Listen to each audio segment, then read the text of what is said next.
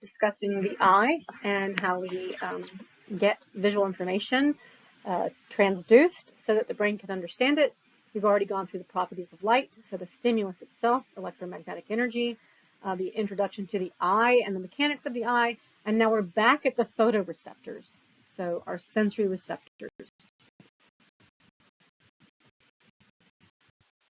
Photoreceptors, the rods and the cones, and we are going to do this sensory transduction, looking at these sensory neurons. They differ from each other in their physical appearance, as we're going to see. The distribution across the eye, the foveal vision versus the periphery, the wiring or the circuitry to the brain, which then influences acuity. Again, in the foveal vision, we have that good acuity. But then we want sensitivity to dim light. So the wiring is actually why we see those differences. We're going to look at some clinical issues between the wiring and the clinical issues. When I get to functional significance, most of it, I think, feels like, yeah, okay, that makes sense because we just talked about that. And so the rods are marked. They look kind of like rods. The cones are, so you kind of have to use your imagination to think that they look cone-like, but there they are. They differ in their distribution across the retina. And so what this picture is showing is on the y-axis we have how many of these particular sensory neurons do we have. At the x-axis we have we're going to see a few times as the degree of visual angle. And so at the foveal vision, we're at 0 degrees. And if you think about the visual angle, because it is a semicircle, right, that we're looking at with the retina. And so at 0 degrees at our foveal vision, you can see that that is tightly packed with cones. They usually estimate about 50,000 cones. This graph says 160,000. I'm not going to say some particular estimate. We have a lot of cones in the foveal vision, and then as we get out of foveal vision, we still have cones. We're going to talk about them as giving our color vision. So if you notice just in your periphery right now, there's still color out there, but there are far fewer cones out there in the periphery than there are there at the foveal vision in the fovea. And then the blue line is the rods. You can see that they die off completely, or there are none, is what I should say. There are none in that foveal vision at the 0 degrees.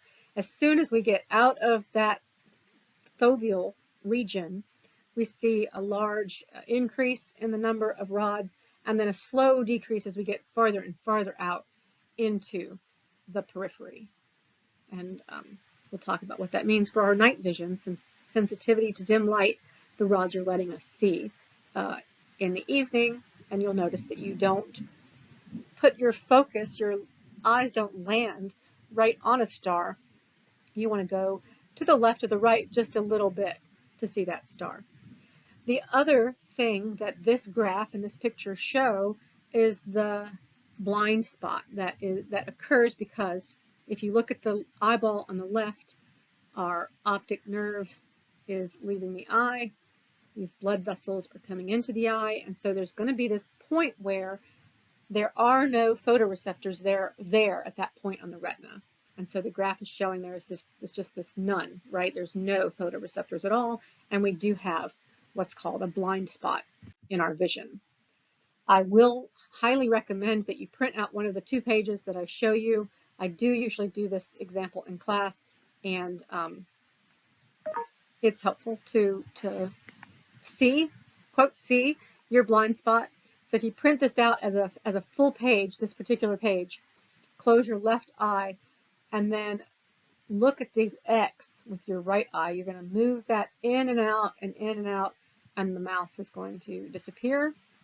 And I have this question of what about the stripes? What do you think happens with those stripes?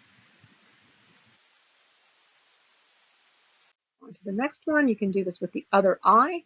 Some of us have a tendency to move one of our eyes more than the other. So for some people, it works with one eye better than the other. It can work with both eyes. We have them in both eyes, but every once in a while, someone's probably, I'm assuming that they're moving their eye a little bit because it's really hard to kind of watch it happen and see that change. And then you want to move your eyes to those changes. So in this one, you close your right eye, look at the fixation cross, and again, move that in and out, and just to the point where that little circle in the middle is going to disappear. That falls into your blind spot. And so what happens? Why do I have these lines? Well, I'm going to tell you, and hopefully you can guess what happened with the stripes in the last one. They're going to fill in. It's going to look like those lines meet in the center and spiral back out like spokes on a bicycle wheel. Only there's no circle in the middle. They meet in the middle because our brain fills in what makes the most sense. So when you close one eye, you don't have this actual blind spot, right? Your brain fills in the information.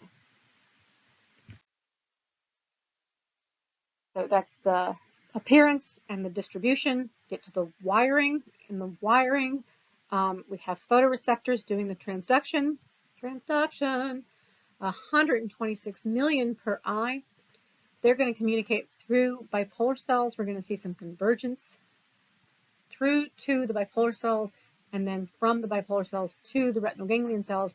And we have this convergence because we have 1 million ganglion cells, retinal ganglion cells, leaving the eye. 1 million axons from those ganglion cells are leaving the eye to the brain, making up the optic nerve. And so we need to get 126 million converged onto 1 million.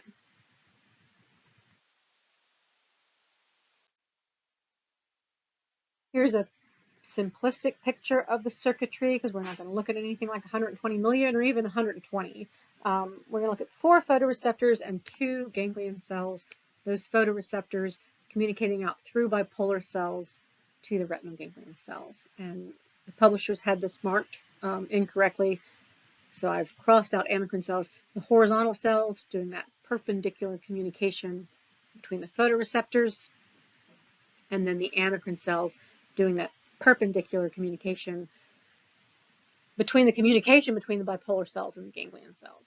And we're going to ignore those a little bit for now, but we are going to end up coming back to that kind of lateral communication or perpendicular communication. They differ in their wiring. So as I said before, the cones, the foveal cones, have a linear circuit, which means there's a one-to-one. There's one cone communicating to one ganglion cell. And so what this means is that cone is going to get representation in the brain, and it gives us higher acuity or better resolution of detailed information. When we get out into the periphery, there's convergence. And for the cones, this is 6-to-1, because remember there were 6 million cones to 1 million ganglion cells. For the rods, this is 120 million to 1, because there are 120 to 1, because there are 120 million rods per eye communicating to one retinal ganglion cell. And so we're having this convergence. And that spatial summation, so the rods are across space on the retina. That spatial summation increases the sensitivity to dim light. And I'm going to go back through one of those circuits to show why. But we're going to decrease our resolution. And we see the same thing with the cones in the periphery in comparison to, if we compare them to retinal foveal cones. But it's not quite as much loss, right? Because it's a 6-to-1 convergence as opposed to 120-to-1. And again, if you kind of imagine people shouting, if 6 people are shouting or whispering or whatever, 6 people, and they're all at the same level, you might be able to get some idea of what's being talked about or what's going on out there. But if there's 120 people talking to you and they each have their own way of saying things, you're going to lose. Right? You're going to hear that there's noise, but you're going to lose the acuity or the resolution or the detail of information. So as promised, I'm going to go back through these wiring diagrams and these circuits again. And I'm going to do this example with on the picture on the left. So on the very left of that picture is the rods, 5 of them communicating to a single bipolar cell. We can say, in this example, that the bipolar cell has a threshold of excitation of 10, let's say. We look at those cones so we're getting this dim kind of light out there. They're giving me 2 units of activation. And remember, my bipolar cells are going to have a threshold of excitation of 10. These are made up arbitrary units.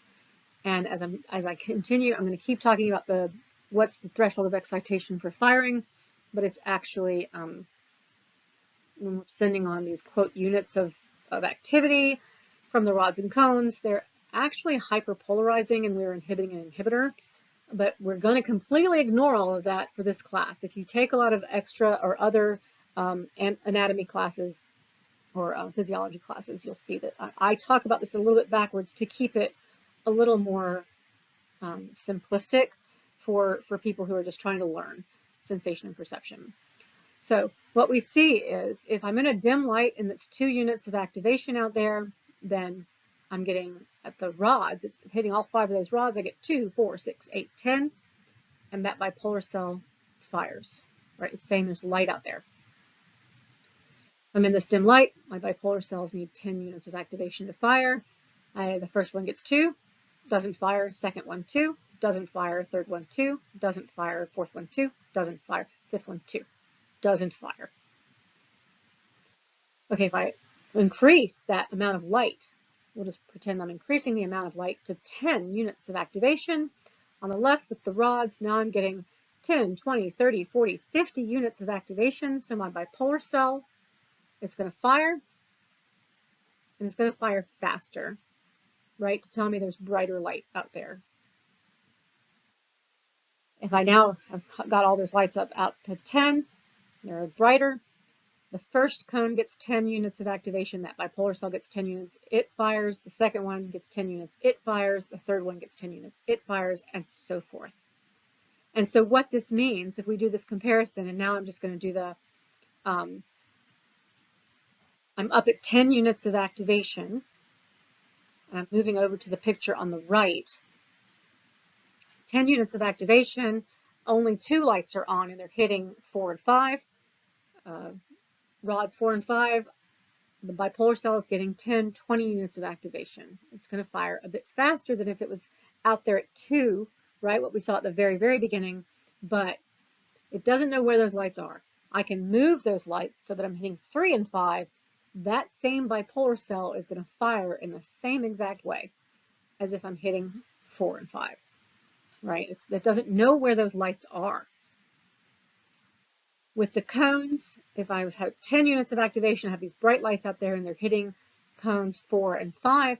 Bipolar cells 4 and 5 are each firing, and we can see the light and we can see where it is. And if I move those lights so they're hitting bipolar cells 3 and 5, now bipolar cell, that third bipolar cell is firing and it's getting representation in the brain. The fourth one is not firing, that gets representation in the brain. And the fifth one is firing, and that gets representation in the brain. So now I can see that those 2 lights have moved away from each other. And so I get that acuity, that resolution or detail when I have my cones. But if I dim those lights back down, right, to 2 units, the cones just don't see it. Those neurons just don't fire. If we give a little bit of a review of the photoreceptors at this point, although some of this is looking to the future of what we're going to talk about, we're going to talk about the cones as giving us our color vision and the rods as giving us black and white vision. But we will get to that. I have mentioned the circuitry of 6:1 versus 120:1 because there are 6 million cones per eye and about 120 million rods per eye to give us about 126 million photoreceptors in the eye, in each eye. The cones are mostly in the fovea, but we have some in the peripheral vision. The rods are in the periphery only, without any in the foveal vision. The cones are not sensitive to dim light, but they're sensitive to detail, or they have the good acuity. The rods are sensitive to dim light. That's going to be our night vision, our low light vision, but now we're going to lose that acuity. They're not sensitive to detail. If you look at some of the clinical issues that are going to be different depending on which of these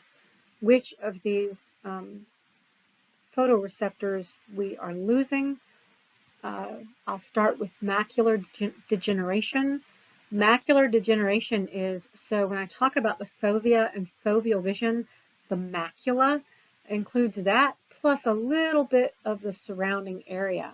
And so what we're seeing is degeneration of that foveal vision. And that's happening because of the fact that we have degeneration of the cones.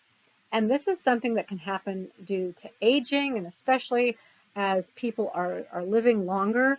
We have longer late adulthoods.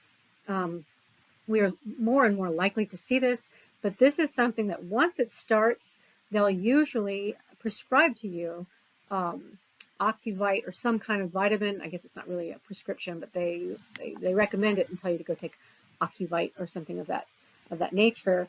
And what it's going to give you is the zeaxanthin and lutein. So the carotenoids, I think it also has an omega-3 in it.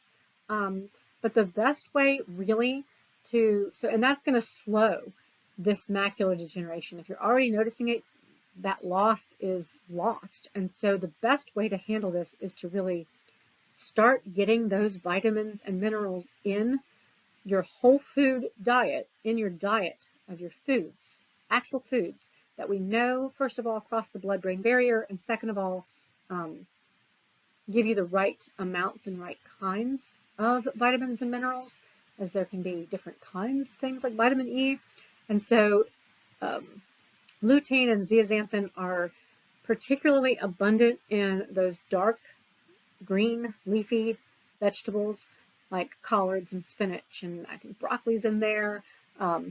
I often recommend a diet of lots of colorful vegetables. Different colors of vegetables is really good. And then there are a couple times, I'm going to talk about this one more time, and I know I did this when I talked about the white matter tracts in the brain, that myelin sheath. Omega-3s are very important to our eye health as well as our brain health. And so getting those small fish or avocados or something that gives you those omega-3s and bumps up how many omega-3s you're getting can also really help.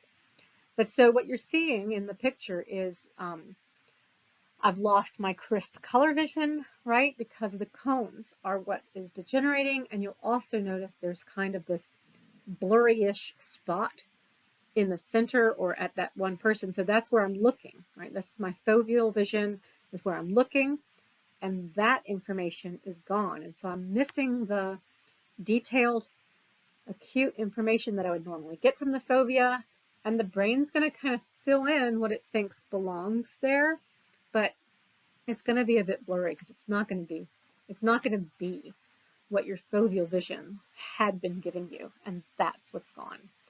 So macular degeneration, it is environmental, it is due to aging, but diet is important for slowing that down or stopping it potentially. The second one, retinitis pigmentosa, is a degeneration of the rods, at least at first. If it's particularly severe, people can lose their cones as well, but it's going to start with the loss of the rods. And you can see what the picture is trying to show is they get this kind of tunnel vision. They still have color vision because the cones are still working. They still have their foveal vision. That tunnel vision picture on the right with the blackness, that's not really, it would be just really, really blurry. So really, really blurry to where you're just going to focus on what you are looking at, and the rest is going to seem like it's not really there. This is genetic.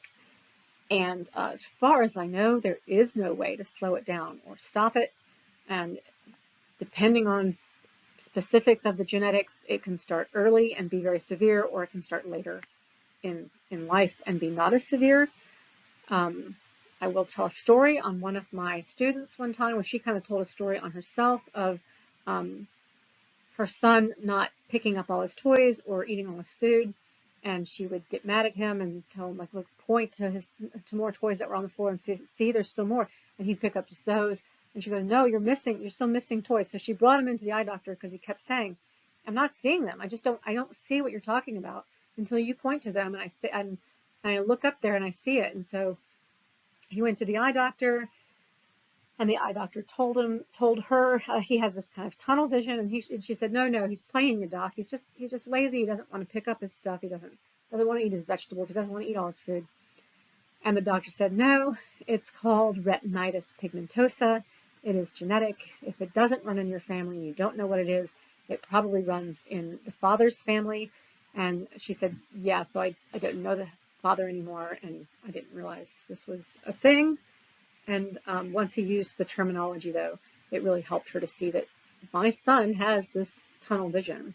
And so because I'm really interested in people sharing their experiences, she brought him to class one night. I was teaching Psych 101 at Midlands Technical College in the evening class.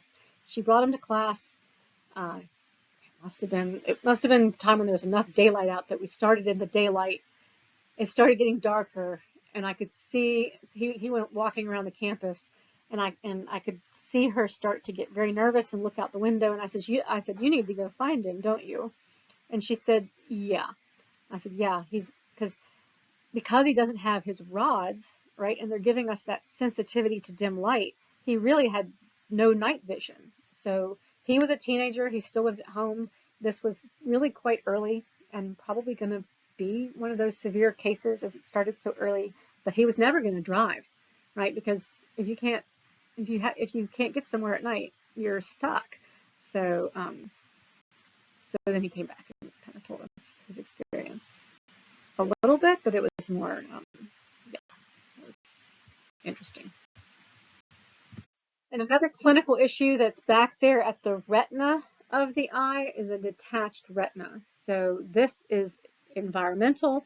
Something comes along and pulls those photoreceptors off of that pigment epithelium.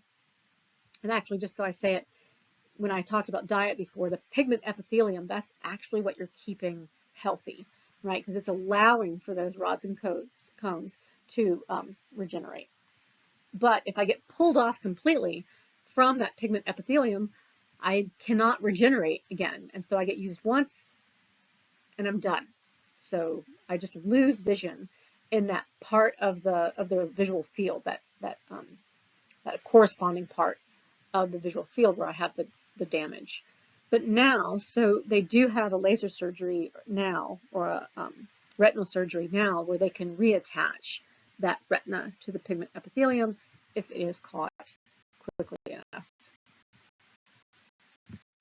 Perfect slide to stop on. I'm actually going to stop and have a little bit of a shortened Thursday. I feel like there's been just a lot this first week, and I'll finish up with the eye on Monday. We'll get those videos out for Monday in theory.